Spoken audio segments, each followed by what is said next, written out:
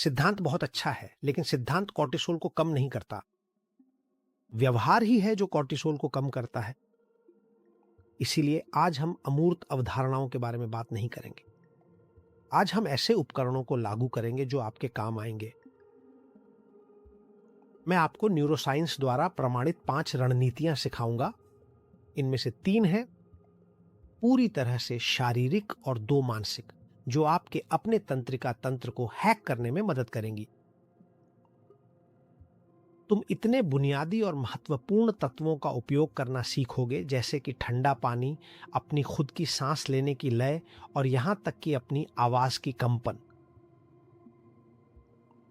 और इस तरह तुम नियंत्रण अपने हाथ में ले सकोगे, अपनी जीव विज्ञान का। तुम्हें पैसे की जरूरत नहीं है, तुम्हें तिब्बत जाकर कोई रिट्रीट करने की जरूरत नहीं है, न ही महंगे सप्लीमेंट्स की जरूरत है और न ही किसी क्लिनिक में जाकर कुछ इंजेक्शन लगवाने की। तुम्हें बस अपना शरीर चाहिए और जो कुछ तुम सीखने वाले हो उस पर पूरा ध्यान देना है।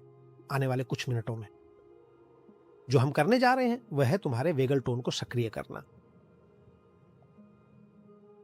लेकिन खैर, टूल्स पर जाने से पहले मुझे चाहिए कि तुम सिर्फ एक मीट्रिक को समझो। संभव है कि तुमने इसके बारे में कभी ना सुना हो, लेकिन यह निस्संदेह तुम्हारी दीर्घायु के लिए सबसे महत्वपूर्ण मीट्रिक है, यहां तक कि तुम्हारे कोलेस्ट्रॉल या वजन से भी ज्यादा। जैसा कि मैंने कहा, इसे वेगल टोन कहते हैं।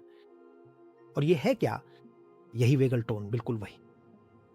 तो ठीक है, इसे ऐसे सोचो, कल्पना करो एक स्पोर्ट्स कार की। तनाव उस कार का एक्सीलरेटर है और जिंदगी अनिवार्य रूप से तुम्हें एक्सीलरेटर दबाने के लिए मजबूर करेगी। सड़क पर कोई डरावना पल, कोई बुरी खबर, कोई वायरस, कोई बहस, ये सब तुम्हारे दिल की धड़कन तेज कर देते हैं और उसे उकसाते हैं। तुम्हारा सिंपैथेटिक सिस्टम, ये सब सामान्य है, ये सब जीवित रहने का हिस्सा है। यहां समस्या तेज करना नहीं है, यानी आज एक्सीलरेटर पर ध्यान देने की जरूरत नहीं है। समस्या यह है कि तुम्हारे ब्रेक कैसे हैं। यही असली कुंजी है। वेगल टोन तुम्हारे जैविक ब्रेक की ताकत है। यह तुम्हारे शरीर की तूफान के बाद फिर से शांत होने की क्षमता है। तूफान के बाद। और यहीं पर फर्क है जल्दी बूढ़ा होने और जवान बने रहने में। अगर तुम्हारा वेगल टोन ऊंचा है तो तुम्हारे ब्रेक फॉर्मूला 1 जैसे हैं। तुम पे जोरदार तनाव आता है, सुबह 10 बजे तुम उसे संभाल लेते हो और 10-15 तक तुम्हारा दिल फिर से धीरे धीरे धड़कने लगता है। तुम्हारा पाचन फिर से सक्रिय हो जाता है और तुम मुस्कुरा रहे होते हो। इसका मतलब है कि तुम फिर से वेगल में लौट आए हो। वेंट्रल। तुम्हारा शरीर तुरंत नुकसान की मरम्मत करता है और यही असली सेहत है। लेकिन अगर तुम्हारा वेगल टोन कम है तो तुम्हारे ब्रेक खराब हैं। तुम ब्रेक पर पैर रखते हो और चाहे जितना भी दबाओ वे काम नहीं करते। यानी तुम्हें सुबह कोई समस्या होती है और रात तक भी तुम तेजी से भागते रहते हो। तुम्हारा दिल अब भी तेज धड़क रहा है, तुम्हारा पाचन रुका हुआ है और तुम्हारा दिमाग अब भी सतर्क है। वो ब्रेक न लगा पाना, उस आधार पर वापस न लौट पाने की असमर्थता ही है जो सूजन पैदा करती है। क्रॉनिक।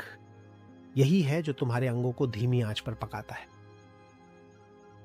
तो अब मैं तुम्हारी पूरी मदद करूंगा और तुम्हें यह सिखाऊंगा कि ये ब्रेक वास्तव में कैसे ठीक किए जाते हैं। हम अपनी वागल टोन को और अधिक बढ़ाएंगे ताकि बाहर चाहे जो भी स्थिति हो, तुम्हारे अंदर का नियंत्रण हमेशा तुम्हारे पास ही रहे। आइए 3 शारीरिक उपकरणों से शुरू करते हैं। तुम्हारी वागस नर्व, जैसा कि मैंने बताया, एक असली भौतिक केबल है। यह स्पर्शनीय है, तुम्हारे शरीर, छाती और पेट से होकर गुजरती है और किसी भी केबल की तरह इसे यांत्रिक रूप से उत्तेजित किया जा सकता है। इस पर विश्वास करना जरूरी नहीं है। जरूरी बस इतना है कि इसे बस किया जाए। तो चलो पहले उपाय पे चलते हैं। सांस लेना, जो दिल का रिमोट कंट्रोल है।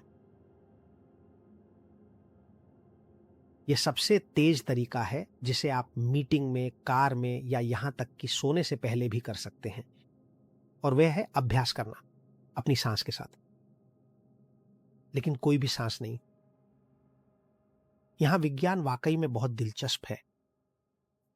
आपका दिल और आपके फेफड़े एक दूसरे के साथ तालमेल में है। जब आप सांस अंदर लेते हैं तो आपका दिमाग वेगस नर्व को थोड़ा बंद कर देता है ताकि दिल तेजी से धड़क सके और खून पंप कर सके। यह एक सूक्ष्म तनाव है, लेकिन जब आप सांस छोड़ते हैं तो आपका दिमाग वेगस नर्व को सक्रिय करता है ताकि दिल की गति धीमी हो सके। यानी सांस छोड़ना ब्रेक है। हम सब कौन सी गलती करते हैं? हम छोटी, तेज और छाती से सांस लेते हैं। हम ज्यादा सांस अंदर लेते हैं और कम सांस छोड़ते हैं। यानी हम पूरे दिन बिना जाने एक्सीलरेटर दबाए रहते हैं। मुख्य रणनीति है धीरे धीरे लंबी सांस छोड़ना। यह बहुत महत्वपूर्ण है और लक्ष्य बहुत सरल है कि हवा को बाहर निकलने में अंदर जाने से दोगुना समय लगे। अगर आप 4 गिनती में सांस अंदर लेते हैं तो मैं चाहता हूं कि आप बहुत धीरे धीरे 8 गिनती में सांस छोड़ें, जैसे कि आप एक अदृश्य स्ट्रो से फूंक मार रहे हों।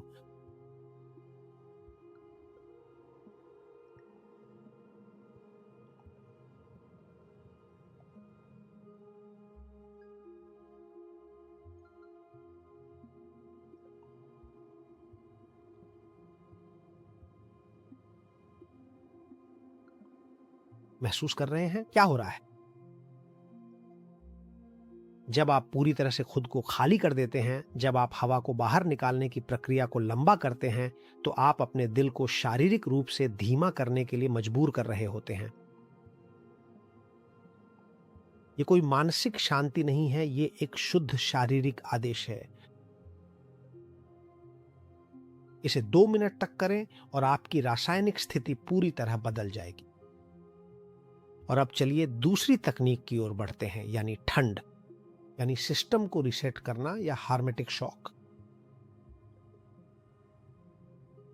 इसके लिए थोड़ी सी और ज्यादा हिम्मत और दृढ़ता चाहिए, लेकिन यह वास्तव में बेहद ही प्रभावी और असरदार है। ठंडा पानी। क्या आपने कभी महसूस किया है कि जब आप अपने चेहरे पर ठंडा पानी डालते हैं तो आप अचानक जाग जाते हैं? लेकिन ऐसा डर की वजह से नहीं होता, जैसा कि कुछ लोग कहेंगे कि डर लग जाता है। नहीं नहीं नहीं, यह एक बहुत पुराना जैविक परावर्त प्रतिक्रिया है जो हम समुद्री स्तनधारियों के साथ साझा करते हैं और इसे इमर्शन रिफ्लेक्स कहा जाता है। जब बर्फ जैसा ठंडा पानी आपकी आंखों और नाक के आसपास के क्षेत्र को छूता है तो यह ट्राइजेमिनल नर्व को उत्तेजित करता है। यह एक बड़ी तंत्रिका है जो हमारे चेहरे के ठीक नीचे त्वचा और मांसपेशियों के भीतर स्थित होती है और हमारे चेहरे की सभी संवेदनाओं को एकत्रित करने, महसूस करने और मस्तिष्क तक पहुंचाने का महत्वपूर्ण काम करती है। Trigeminal nerve. जब यह नस ठंडी होती है तो यह तुरंत ही वेगस नर्व को एक महत्वपूर्ण संकेत भेजती है और कहती है ऊर्जा बचाओ। अपनी गति को धीरे धीरे कम करो और इसका सीधा परिणाम यह होता है कि आपकी हृदय गति तुरंत ही काफी कम हो जाती है और आपकी चिंता जड़ से पूरी तरह कट जाती है। यह कुछ ऐसा ही है जैसे किसी जटिल कंप्यूटर में रीसेट बटन दबाना जो पूरी तरह से हैंग हो गया हो और प्रतिक्रिया नहीं दे रहा हो। पहाड़ों के एकांत भिक्षुओं या उन एकांत और क्लोज्ड धार्मिक आदेशों के बारे में जरा सोचिए। पुराने समय के जो बेहद ठंडे स्थानों में रहते हैं, कम साधनों के साथ और हर सुबह बर्फीले पानी से नहाते हैं।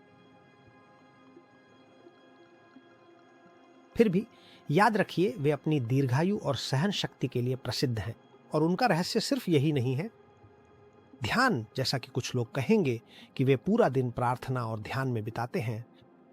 नहीं, बात यह है कि अनजाने में ही वे हर दिन ठंड का उपयोग अपने तंत्रिका तंत्र को मजबूत करने के लिए कर रहे हैं। मैं अभी आपसे यह नहीं कह रहा कि आप बर्फ से भरे टब में चले जाएं। अगर आप नहीं चाहते तो भी, हालांकि यह शानदार होगा, मुझे यह कहना ही पड़ेगा। आप जानते हैं कि रूसी लोग यह अक्सर करते हैं, लेकिन नहीं। किसी आसान चीज से शुरू करें। सुबह के समय अपना चेहरा बर्फीले पानी से धोएं, लेकिन सिर्फ हल्का सा छींटा न मारें। नहीं, ठंडे पानी को अपने चेहरे पर बनाए रखें।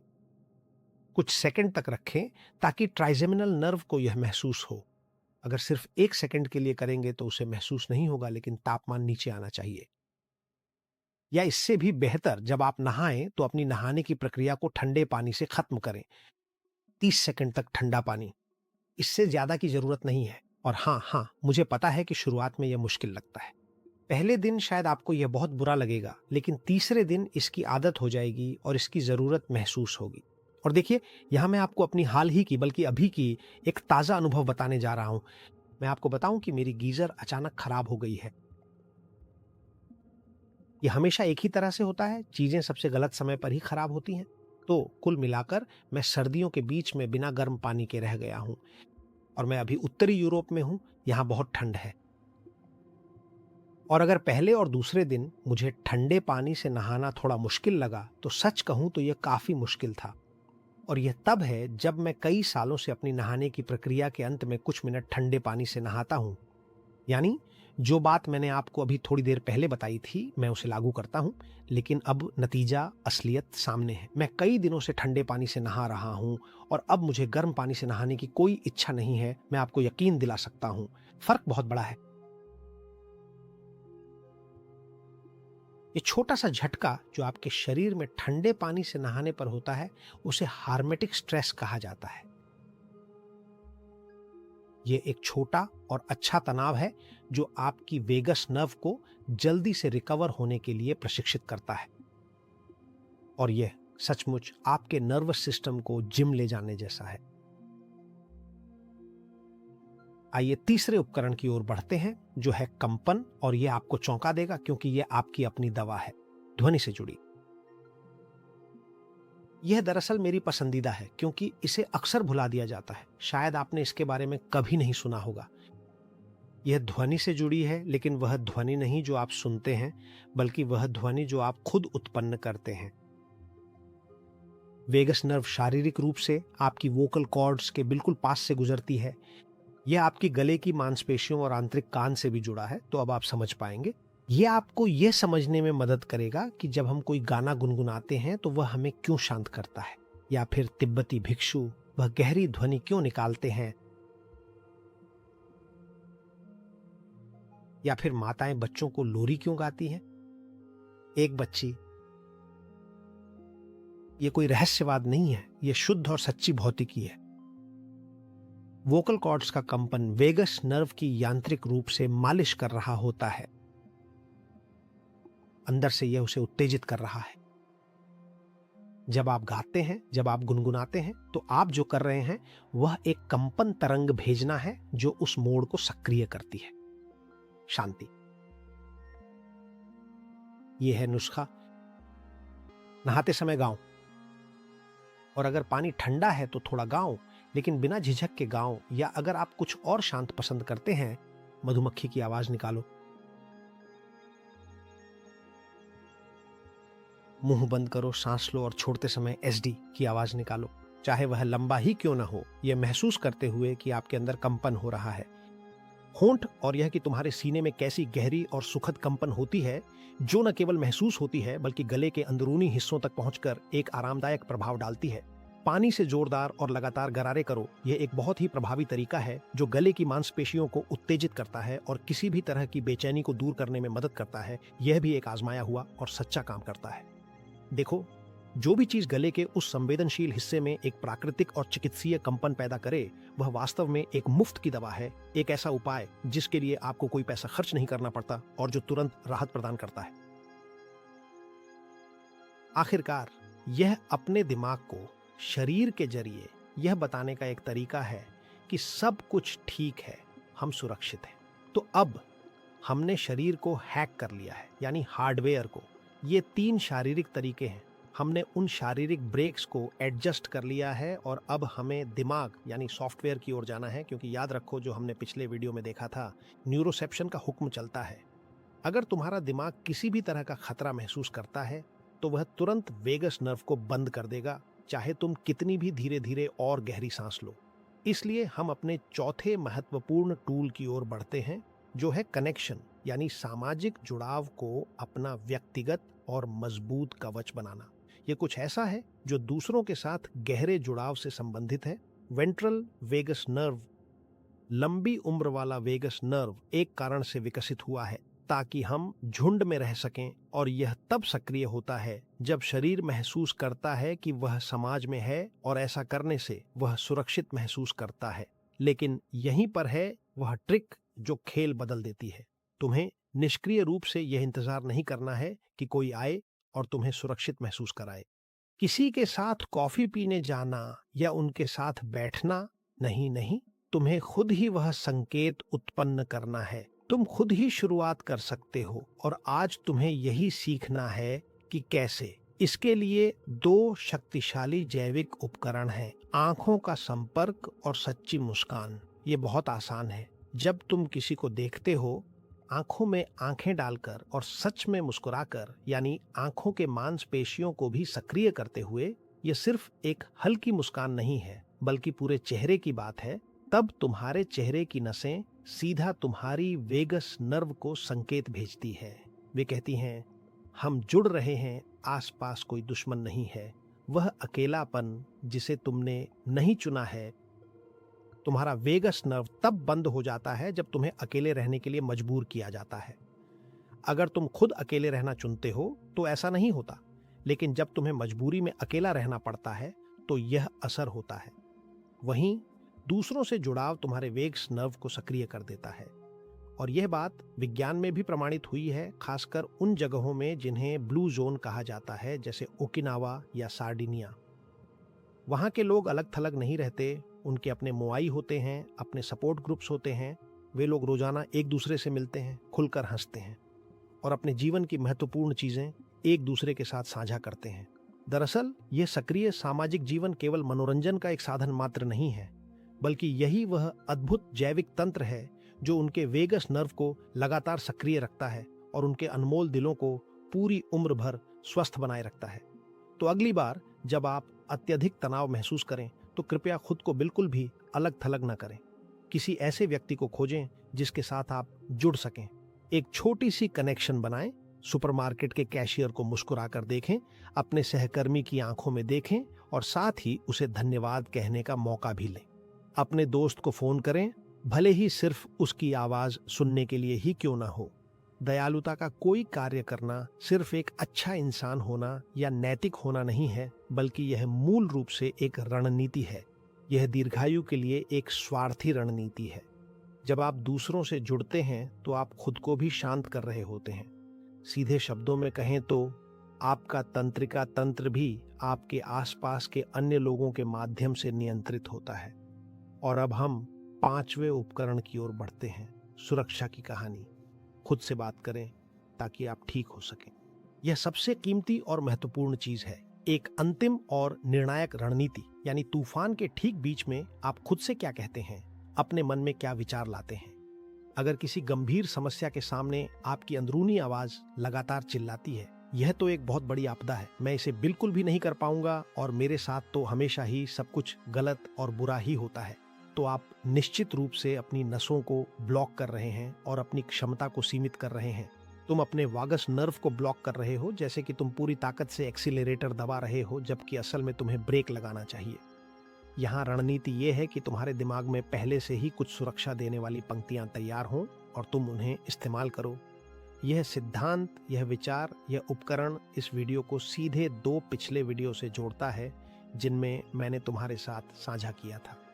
विलियम जेम्स ने हमें जो ऐसे व्यवहार करो जैसे के बारे में सिखाया, या डॉक्टर मारियो अलोंसो पुइग जिसे मस्तिष्क की सर्जरी कहते हैं, ये दोनों ही महान विचारक हमें एक ही महत्वपूर्ण बात बताते हैं।